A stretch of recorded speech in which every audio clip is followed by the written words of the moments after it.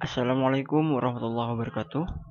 Ya, di sini saya akan menjelaskan tentang basis data. Apa itu basis data? Basis ialah markas, gudang, atau tempat berkumpul. Sementara data adalah fakta yang mewakili suatu objek yang direkam dalam bentuk gambar, suara, angka, huruf, simbol, teks, atau kombinasinya. Jadi, basis data bisa kita artikan sebagai himpunan kelompok data arsip yang saling berhubungan yang diorganisasikan sedemikian rupa agar kelak dapat dimanfaatkan kembali dengan cepat dan mudah. Ada juga yang mengartikan basis data sebagai kumpulan file, tabel, atau arsip yang saling berhubungan yang disimpan dalam media penyimpanan elektronik. Ada juga yang mengartikan kumpulan data yang saling berhubungan yang disimpan secara bersama tanpa adanya pengulangan atau redundansi data.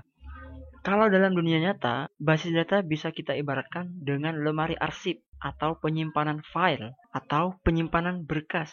Saya ambil contoh di sini. Dalam dunia nyata, misalnya Mr. Hasan mempunyai perpustakaan pribadi dan bukunya diletakkan pada lemari buku yang sangat besar. Karena bukunya ratusan, dia kebingungan untuk mencari buku yang dibutuhkan dan mencatat buku-buku yang dipinjam oleh rekan-rekannya. Kira-kira apa yang Anda sarankan kepada Mr. Hasan supaya perpustakaan yang dimilikinya lebih menjamin kemudahan dalam pengelolaannya? Pastinya Anda akan menyarankan untuk satu, melakukan pengelompokan atau klasifikasi buku yang dimilikinya. Dua, memberikan penomoran atau kode tertentu untuk masing-masing buku yang nilainya berbeda antara buku satu dengan buku lainnya. Yang ketiga, menempatkan buku-buku dengan urutan tertentu agar mudah untuk dicari. Jadi, basis data dan lemari buku memiliki prinsip kerja dan tujuan yang sama, yaitu pengaturan data atau buku, dan tujuan utamanya adalah kemudahan dan kecepatan dalam pengambilan kembali data atau buku. Perbedaannya, kalau lemari data disimpan dalam lemari biasa, kalau basis data disimpan dalam media elektronis. Apakah data elektronis bisa disebut juga dengan basis data? Saya contohkan seperti ini. Badan Administrasi Kepegawaian di PT ABC selalu menggunakan komputer, yaitu aplikasi Microsoft Office Word dan Microsoft Office Excel untuk mencatat data-data kepegawaian, organisasi, dan penggajian. Lalu, bisakah PT ABC dikatakan telah menerapkan basis data? Belum tentu, karena di dalam pengelolaannya belum tentu terdapat pemilihan dan pengelompokan data sesuai jenis atau fungsi data. Yang dimaksud pengelompokan data sesuai jenis atau fungsi data, yaitu contohnya seperti ini. Dalam sistem akademik, ada data mahasiswa, data dosen, data mata kuliah, dan data perkuliahan. Pemodelan database. Untuk pemodelan data atau sistem dalam database, kita biasanya menggunakan model ERD, yaitu Entity Relationship Diagram. Model ERD ini digunakan untuk memodelkan struktur data dan hubungan antar data, karena hal ini relatif kompleks. Dengan ERD pula, kita mencoba menjawab pertanyaan seperti ini. Data apa yang diperlukan? Bagaimana data yang satu berhubungan dengan data yang lain? Berikut notasi dan artinya. Yang pertama ada entity atau entitas. Entitas adalah sebuah objek yang ada dan dapat dibedakan dengan objek lain. Entitas ada yang bersifat konkret dan ada juga yang bersifat abstrak. Contoh entitas yang bersifat konkret seperti orang, buku, pegawai, perusahaan, dan lain-lain. Sedangkan contoh entitas yang bersifat abstrak, contohnya seperti kejadian, mata kuliah, pekerjaan, dan sebagainya. Biasanya entitas digambarkan dalam bentuk persegi panjang. Yang kedua ada atribut. Setiap entitas memiliki elemen yang disebut atribut dan berfungsi mendeskripsikan karakteristik atau properti dari suatu entitas. Atribut disebut juga dengan field dan biasanya atribut digambarkan dalam bentuk elips. Ada juga relationship. Relasi adalah hubungan antar entitas. Relasi menunjukkan adanya hubungan di antara sejumlah entitas yang berasal dari himpunan entitas yang berbeda. Misalnya, saya ambil contoh di sini, dalam kasus hubungan antara entitas mahasiswa dan entitas mata kuliah ialah mengambil. Kita lihat gambarnya di sini. Dan biasanya relasi digambarkan dalam bentuk diamond. Nah, inilah kesimpulannya. Notasi simbolik dalam ERD. Persegi panjang menyatakan himpunan entitas, elips menyatakan suatu atribut, dan diamond menyatakan himpunan relasi. Sementara garis hanyalah sebagai penghubung antara himpunan relasi dengan himpunan entitas, dan himpunan entitas dengan atributnya.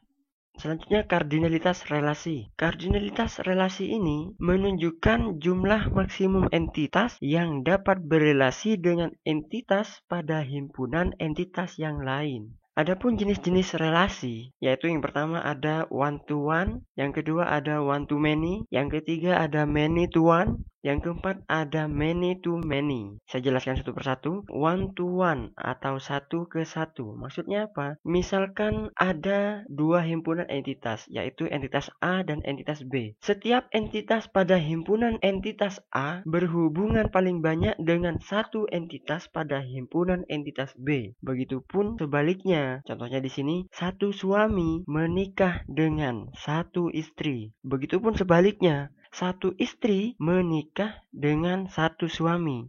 Yang kedua, one to many, satu ke banyak. Misalkan ada dua himpunan entitas, yaitu entitas A dan entitas B. Setiap entitas pada himpunan entitas A dapat berhubungan dengan banyak entitas pada himpunan entitas B, tapi tidak sebaliknya. Contohnya, satu kelas berisi banyak siswa. Satu kelas berisi banyak siswa. Itu adalah relasi one to many.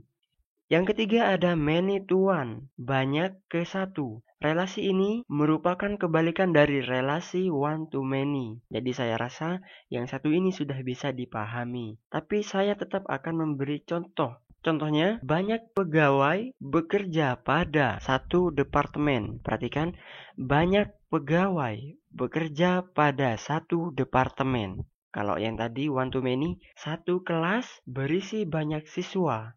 Yang many to one, banyak pegawai bekerja pada satu departemen. Yang keempat, many to many, banyak ke banyak. Misalkan ada dua himpunan entitas, yaitu entitas A dan entitas B. Setiap entitas pada himpunan entitas A dapat berhubungan dengan banyak entitas pada himpunan entitas B. Begitu juga sebaliknya. Contohnya, banyak siswa mempelajari banyak pelajaran. Sebaliknya, banyak pelajaran dipelajari oleh banyak siswa. Itu adalah relasi many to many. Sudah bisa memahami? Ya, baik, kita sudah memahami apa itu entitas, apa itu atribut, apa itu relasi, dan kardinalitas relasi atau rasio kardinalitas. Baik, jika sudah paham, kita langsung saja ke tahapan-tahapan pembuatan ERD. Adapun tahapan-tahapan dalam pembuatan ERD. Yang pertama, menentukan entitas. Yang kedua, menentukan atribut K atau primary K dan non-K. Yang ketiga, menentukan relasi dan kardinalitas relasi. Yang keempat, pembuatan ERD-nya. Kita ambil contoh dalam studi kasus perkuliahan. Dalam suatu perguruan tinggi, terdapat sistem informasi akademik atau SIAKA, di mana dalam sistem informasi itu, mahasiswa bisa melakukan input KRS dan melihat KHS. Setiap mahasiswa bisa mengambil banyak mata kuliah, dan mata kuliah bisa diambil oleh para mahasiswa. Yang pertama, kita harus menentukan entitas apa saja yang akan terlibat. Yang pertama, ada entitas mahasiswa, entitas dosen, entitas mata kuliah, dan entitas uang. Tahapan yang kedua, penentuan atribut K dan non-K. Untuk mahasiswa, atributnya ada NIM, nama mahasiswa, dan alamat mahasiswa. Untuk mata kuliah, atributnya kode mata kuliah dan nama mata kuliah. Atribut entitas dosen, ada NIM, ada nama dosen, dan alamat dosen. Selanjutnya ada ruang. Atribut dari entitas ruang ada kode ruang, lokasi, dan kapasitas. Kita sudah menentukan atribut-atribut dari masing-masing entitas. Untuk tahapan yang ketiga, menentukan relasi dan kardinalitas relasinya. Kita mulai dari mahasiswa. Mahasiswa mengambil mata kuliah. Relasinya adalah many to many. Banyak mahasiswa bisa mengambil banyak mata kuliah. Selanjutnya dosen. Dosen membimbing mahasiswa. Relasinya one to many. Satu dosen membimbing banyak mahasiswa. Selanjutnya, dosen mengajar mata kuliah. Relasinya one to many. Satu dosen bisa mengajar beberapa mata kuliah. Yang terakhir ada ruang. Ruang dipakai untuk mata kuliah. Relasinya one to one. Satu ruang dipakai untuk satu mata kuliah. Selanjutnya tahap keempat, yaitu pembuatan ERD-nya. Untuk membuat ERD, sebagaimana telah ditetapkan relasi dan kardinalitas relasinya pada tahap ketiga, untuk tahap keempat kita hanya menggabungkan dari tahapan ketiga. Kita mulai dari mahasiswa. Mahasiswa mengambil mata kuliah. Selanjutnya, dosen membimbing mahasiswa dan dosen mengajar mata kuliah. Dan yang terakhir, ruang digunakan untuk mata kuliah. Selanjutnya kita akan menentukan kunci tamunya atau foreign key. Di mana saja letak foreign key-nya? Pada relasi mahasiswa mengambil mata kuliah, foreign key-nya ada pada relasi mengambil, yaitu apa saja? NIM dan kode mata kuliah.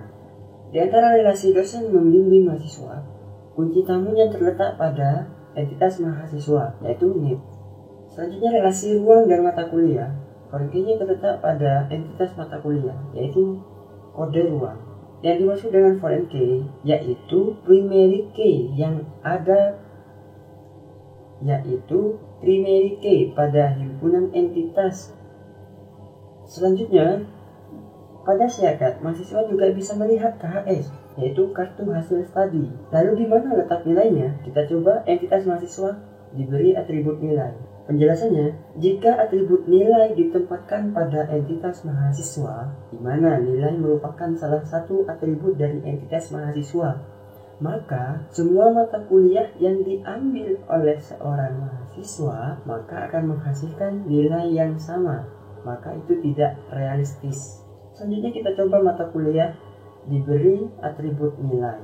Penjelasannya, jika atribut nilai ditempatkan pada entitas mata kuliah, di mana nilai merupakan salah satu atribut dari entitas mata kuliah, maka semua mahasiswa yang mengambil mata kuliah tertentu akan memiliki nilai yang sama. Itu pun juga tidak realistis. Berarti di mana letak atribut nilai ini? Letaknya ada pada relasi mengambil. Kenapa ada di relasi mengambil? Penjelasannya, atribut nilai harus ditempatkan pada relasi mengambil, yang berarti seorang mahasiswa tertentu yang mengambil mata kuliah tertentu akan mendapatkan nilai tertentu pula. Jadi, lebih tepatnya, atribut nilai kita letakkan pada relasi mengambil. Kenapa atribut nilai ditempatkan pada relasi mengambil? Apakah relasi juga mempunyai atribut? Tidak. Lalu kenapa? Alasannya, karena jika di antara dua entitas, yaitu entitas mahasiswa dan entitas mata kuliah, relasinya many to many, maka akan membentuk entitas baru yang di dalamnya menampung primary key dari entitas mahasiswa dan entitas mata kuliah, yang nantinya dapat dijadikan foreign key pada entitas baru tersebut. Kita beri nama entitas mahasiswa ambil mata kuliah, MHS ambil MK ya. Langsung saja kita gambar. Lalu atributnya apa saja? Yaitu NIM dan kode mata kuliah. Lalu atribut mana yang menjadi primary key dari entitas baru ini? Kita beri saja atribut password akademik. Kenapa?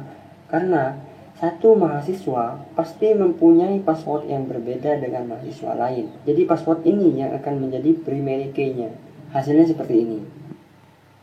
Itulah cara pembuatan ERD. Saya rasa cukup ini saja, kurang lebihnya saya mohon maaf. Wassalamualaikum warahmatullahi wabarakatuh.